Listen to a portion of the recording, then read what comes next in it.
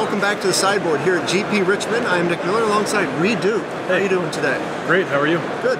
Now, of course, Reid played Green-Black Obliterator, as you called it, and a lot of your friends and teammates had picked up the deck. But today at GP Richmond, you decided not to play that. What did you play today? Today I played Blue-White Tron.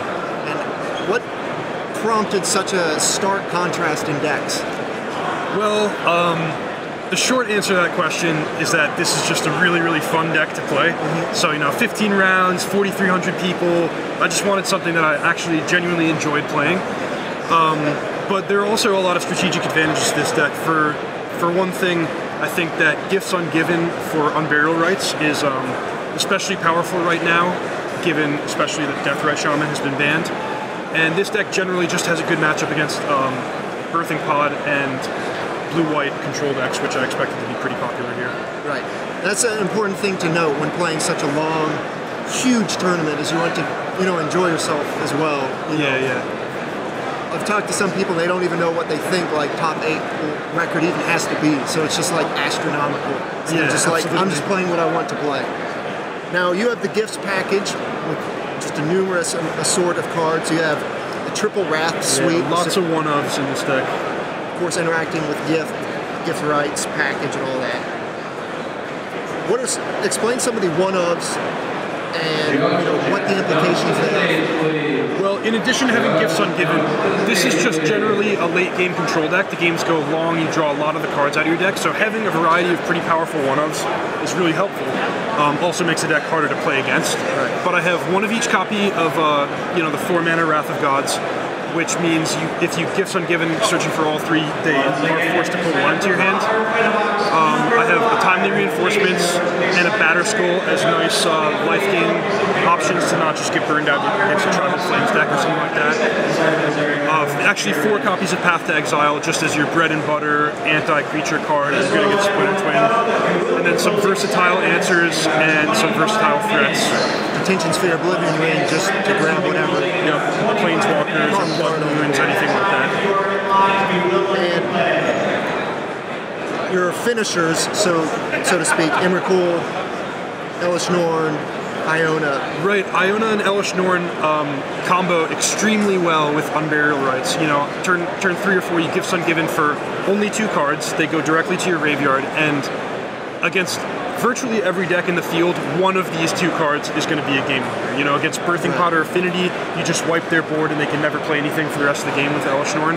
Against Storm or Splinter Twin, you play Iona naming Blue, their whole deck's shut down. But also, this is a big mana deck. You frequently get to 7, 9, 12 mana. You could just cast these cards later in the game. Yeah, just hard casting giant creatures that are normally reanimated seems pretty good. Yep. Talk about the one of Condescend and Remand. Remand is a card I see played a lot of multiples. Is the value still there in just a one of, or? Well, I actually have 2 Remands in the main deck and 2 in the sideboard. It's just a card that's like pretty good and pretty all-purpose, but I didn't want to lean too heavily on it. Remand is a card that is dramatically better if you're on the play. So if you lose the die roll, they have a fast start. Like it's almost impossible to just sit back on your Remands at that point. So I didn't want to play so many that it was all I had to work with. But they're really powerful cards, and Condescend, like I said in the late game with so much mana, can virtually be a hard counter, in addition to just being a really good turn 2 play to counter their spell and set up your next 2 draw steps.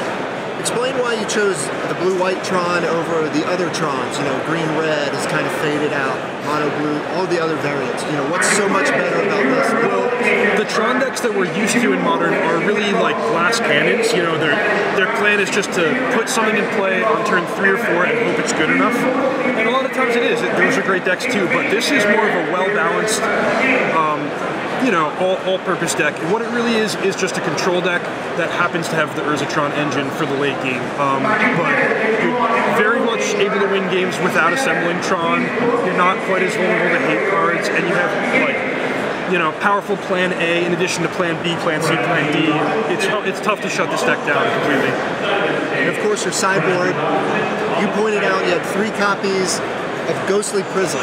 Yeah, Ghostly Prison is just a really, really powerful Modern card. It's disguised as something that you would want against a fast aggro deck, but it also happens to be one of the best hate cards against Splinter Twin. Right. You have that in play, and suddenly 10 million copies of Deceiver Exarchs turns into like 3 copies of Deceiver Exarch, which is much more manageable. It also is really, really good against Affinity.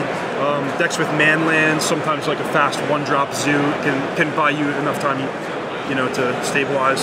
So Ghostly Prison I found to be a big appeal of this deck. Talk about a off-camera match you had earlier where I heard story of you having to wrath away your own Emrakul. That was a funny match. I played against a Splinter Twin player, and he wasn't able to kill me quickly, which is what I want with this deck. And I got Tron, I got 15 mana, cast Emrakul. Against most decks, that's good enough. Yes. But against Splinter Twin, he just kept going, play a Deceiver Exarch, tap your Emrakul, play a Deceiver Exarch, tap your Emrakul. And each time I, preemptively path to exiled his creature so that he wouldn't be able to set up a big turn with like a Dispel or, Mizium Skin, something to kill me on the spot. But finally I ran out of path to exile as he played another guy. I'm like, all right, I don't want to just die to the Splinter Twin in your hand. So I Day of Judgment, had to shuffle my Emrakul back in, and then the game went another 10 turns or something before I eventually won. Pretty absurd match. I did get to catch the part where he scooped after you just like finally wore him down long enough. Yep. Having to wrath your own Emrakul seems... You can actually beat the Infinite Life combo out of Melirapod just by, you say, okay, you're at 10 million, and you attack with Emrakul and annihilate all their permanents, and then eventually just wrath it and shuffle up your whole deck, and they lose to relevant cards. Oh, that's an interesting way to win. Yep. All right, well, Reid, this deck looks awesome. It looks fun, and I hope you have a good time playing it this weekend. So. Yeah, thanks, I know I will. Yep.